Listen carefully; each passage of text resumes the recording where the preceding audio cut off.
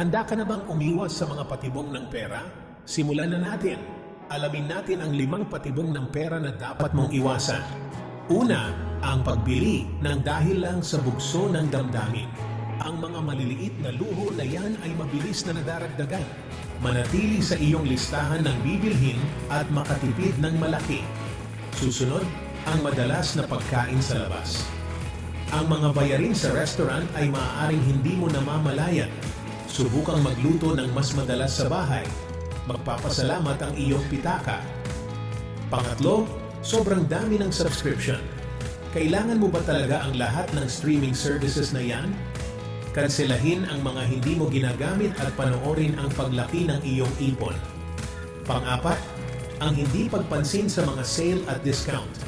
Bakit ka magbabayad ng buong halaga kung kaya mo namang makakuha ng mas mura? Maghanap ng mga sale at gumamit ng mga kupon para masulit ang iyong budget. Panghuli, ang hindi pagsubaybay sa iyong mga gastusin. Kung hindi mo alam kung saan napupunta ang pera mo, paano mo ito makokontrol? Gumamit ng budget app para masubaybayan ang iyong mga gastusin.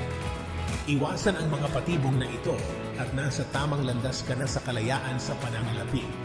Mag-ipon ng matalino, mamuhay ng mas maayos, hanggang sa muli.